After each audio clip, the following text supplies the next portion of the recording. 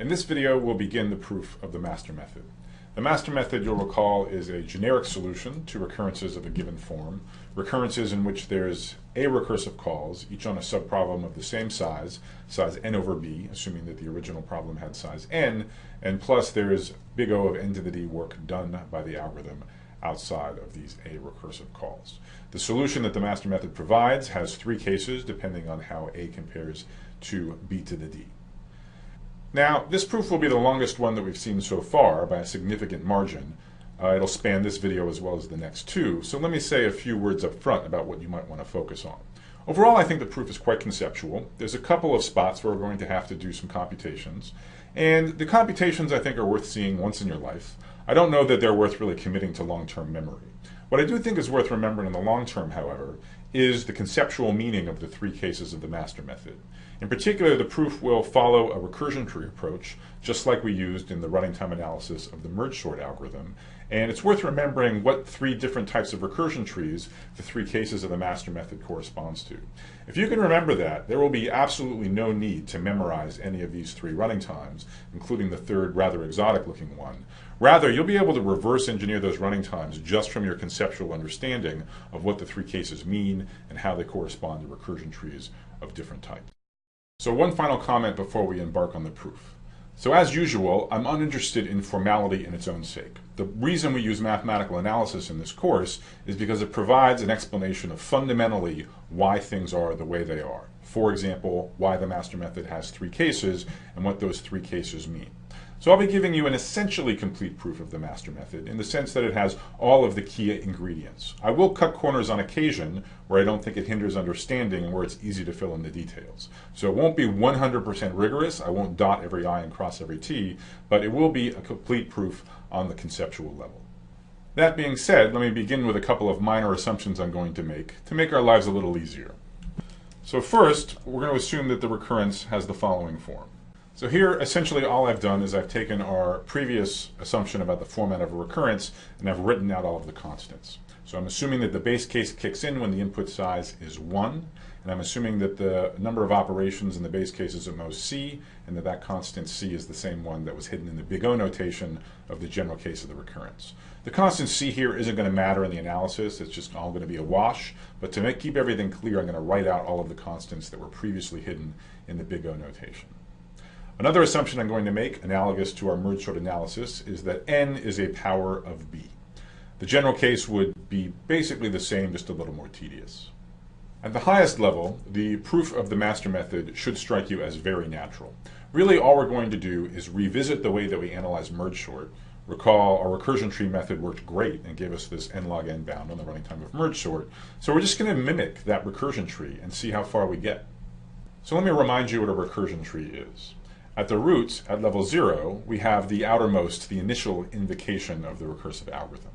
At level 1, we have the first batch of recursive calls. At level 2, we have the recursive calls made by that first batch of recursive calls, and so on, all the way down to the leaves of the tree, which correspond to the base cases where there's no further recursion. Now, you might recall from the merge sort analysis that we identified a pattern that was crucial in analyzing the running time.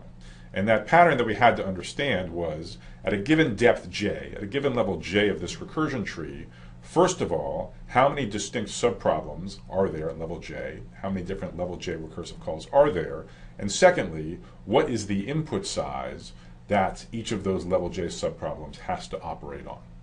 So think about that a little bit and give your answer in the following quiz. So the correct answer is the second one. At level j of this recursion tree, there are a to the j subproblems, and each has an input of size n over b to the j. So first of all, why are there a to the j subproblems? Well, when j equals 0 at the root, there's just the one problem, the original invocation of the recursive algorithm, and then each call to the algorithm makes a further calls. For that reason, the number of subproblems goes up by a factor of a with each level, leading to a to the j subproblems at level j. Similarly, b is exactly the factor by which the input size shrinks once you make a recursive call. So j levels into the recursion, the input size has been shrunk j times by a factor of b each time. So the input size at level j is n over b to the j. That's also the reason why, if you look at the question statement, we've identified the number of levels as being log base b of n. Back in merge sort, b was 2, we recursed on half the array, so the lees all resided at level log base 2 of n. In general, if we're dividing by a factor b each time, then it takes log base b of n times before we get down to the base cases of size 1. So the number of levels overall is 0 through log base b of n, for a total of log base b of n plus 1 levels. Here then is what the recursion tree looks like. At level 0, we have the root corresponding to the outermost call, and the input size here is n, the original problem. Children of a node correspond to the recursive calls. Because there are a recursive calls, by assumption, there are a children, or a branches. Level 1 is the first batch of recursive calls, each of which operates on an input of size n over b. At level log base b of n, we've cut the input size by a factor b this many times, so we're down to 1, so that triggers the base case.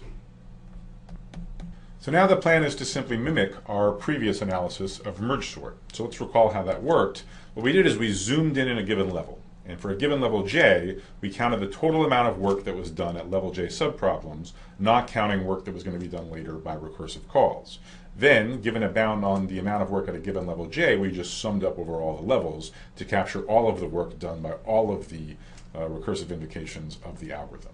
So inspired by our previous success, let's zoom in on a given level j and see how much work gets done with level j subproblems. We're going to compute this in exactly the way we did in merge sort, namely we're just going to look at the number of problems that are at level j, and we're going to multiply that by a bound on the work done per subproblem. We just identified the number of level j subproblems as a to the j. To understand the amount of work done for each level j subproblem, let's do it in two parts. So first of all, let's focus on the size of the input for each level j subproblem. That's what we just identified in the previous quiz question. Since the input size is being decreased by a factor b each time, the size of each level j subproblem is n over b to the j. Now, we only care about the size of a level j subproblem in as much as it determines the amount of work, the number of operations that we perform per level j subproblem.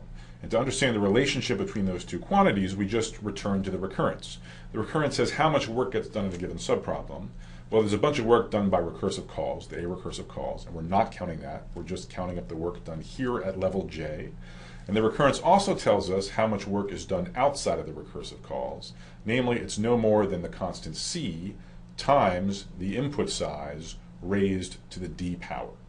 So here the input size is n over b to the j. So that gets multiplied by the constant c, and it gets raised to the d power. Okay? So c times quantity n over b to the j, that's the input size, raised to the d power. Next, I want to simplify this expression a little bit, and I want to separate out the terms which depend on the level number j and the terms which are independent of the level number j. So if you look at it, a and b are both functions of j, where the c and n to the d terms are independent of j. So let's just separate those out. And you will notice that we have now our grand entrance of the ratio between a and b to the d. And foreshadowing a little, recall that the three cases of the master method are governed by the relationship between a and b to the d. And this is the first time in the analysis where we get a clue that the relative magnitude of those two quantities might be important.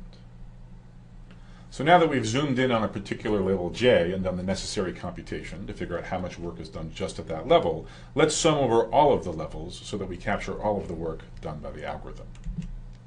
So this is just going to be the sum of the expression we saw on the previous slide. Now, since c n to the d doesn't depend on j, I can yank that out in front of the sum, and I'll sum the expression over all j. That results in the following. So believe it or not, we've now reached an important milestone in the proof of the master method. Specifically, this somewhat messy looking formula here, which I'll put a green box around, is going to be crucial.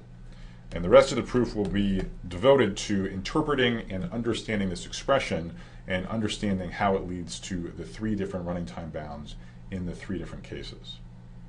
Now I realize that at the moment this expression star probably just looks like alphabet soup. It probably just looks like a bunch of mathematical gibberish, but actually interpreted correctly, this has a very natural interpretation.